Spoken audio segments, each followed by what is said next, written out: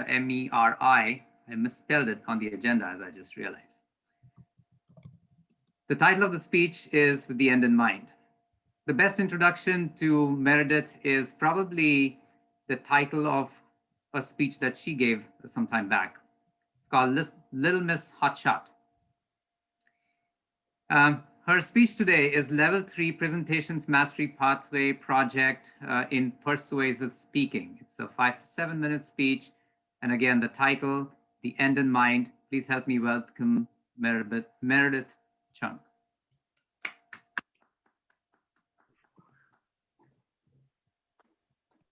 Less than a year ago, I decided I wanted to get several things accomplished in my life before the age of 30.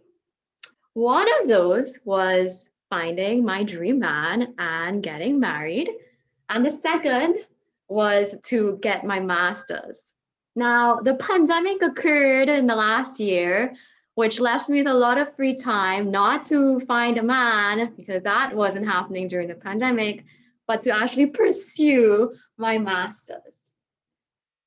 This speech is for those of you who have that project, that long-term project that you think you want to do, but you just never quite know how to just get to the end. For me, just trying to figure out what master's to do was the first problem. But with so much time on my hands and all of these schools switching to online virtual fairs, I really didn't have that excuse. So I went to fairs for Masters of Science in Sustainable Engineering, Masters of Science in Polymer Engineering, Masters of Science in Data Analytics, Masters in Business Administrations. And after all of that, I still couldn't figure out what I wanted to do. None of these clicked with me. After 2 years in the workforce, I thought I would have had this all figured out, but nothing was clicking. I talked to my mentor, Ravish, who, as is no surprise to anyone who's been with the club for a while, is very intent on pursuing his MBA. And in talking to him, I started to realize the true value of it. I stopped and I reflected. I reflected on the people at work who I admired the most. And I realized they all had something in common. The majority of these people had their MBAs. So suddenly I knew what I wanted to do. In March and April, I started studying for the GRE, thinking I would probably decide on one of these other programs and call it a day.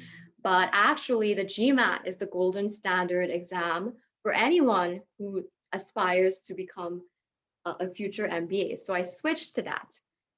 A lot of people think that you must begin with the end in mind. But for me, the end only became clear as I started to go along. I started to attend virtual MBA fairs every month. I started taking practice exams once a week on the weekends. And from there, I met people like admissions directors who told me more about their programs. And suddenly, all of these MBA programs became just 3 or 4. From there, I became more interested in the actual programs themselves. I went to their specific school events. I started cold reaching out to alumni, current students, trying to figure out what they had done with their MBAs, where their lives had taken them after, tried to figure out what I myself wanted to do. And I was inspired just speaking to them. Now, I don't think any other masters would have given me that level of interest, that level of, oh, I can see myself doing something great with my life after this. I don't think I'm going to be bored. So I also started reading this book, Grit, and it explains the psychology of achievement. A lot of people think you must know exactly what you want to do and why you should be passionate about it. But for me, it was in all these little baby steps that I took over the course of several months that led me to this. I would have told all of you guys that I'm not a great exam taker. I change my mind often, but the minute I decided I wanted to do my MBA, I was suddenly this girl who, after work for 3 months, I spent 3 hours every night studying for the GMAT. On the weekends, I studied 7 hours. My Asian parents would have been so proud of me because this was not the girl they raised. I used to be the type of girl who would always need my mother to nag me. Did you do your homework? Did you study for that test? But I did all of this on my own because suddenly I knew what I wanted for myself. So the first step in starting that project, guys, is figuring out what you want to do. Once you figure out what you want to do, everything else sort of flows and becomes easy. After the GMAT, which I took in November, came the essays.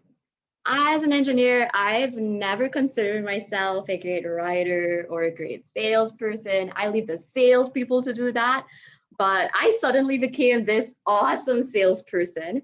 My first drafts of my admissions essays were absolutely awful. But at this time, I had a GMAT score and I was in too deep to stop now. I went through dozens of drafts over the spans of several weeks, getting my story together, selling myself. What makes me unique? Why should you pick Meridith? The most important thing I want you to realize, ladies and gentlemen, is that I didn't once believe that perhaps I was out of my league by only targeting the top 3 MBA programs in Canada. I didn't once think that my low GPA in undergrad was going to preclude me from being a great candidate. I didn't let the fact that my GMAT score was just below the target I set for myself dissuade me. And that is an important piece. What you tell yourself and what you believe in yourself is what's going to take you the rest of the way. Because I'd already shown up to several fairs, the admissions directors already knew who I was. They'd met me several times. I told myself that the GMAT and the essays were just a formality to me at this point. So this leads me to the end. You might be wondering, after all these months of preparation and effort, if it amounted to anything. Well, I have an offer from the top MBA program in Canada and from another program in Georgia, which is sort of the backup plan if the borders don't open. And I've gotten past interviews at the other 2 schools. So it's starting to come full circle. For those of you who feel lost, you crave something new, you're interested in things, but just never really stopped. That was me. But I want you to ask yourself, what are you doing today to find your purpose? What are you hoping to get out of the remaining years of your life? Everyone has some idea about what they want to get out of life. And once you have a direction on that, the rest will follow. 0 times 0 will always equal 0.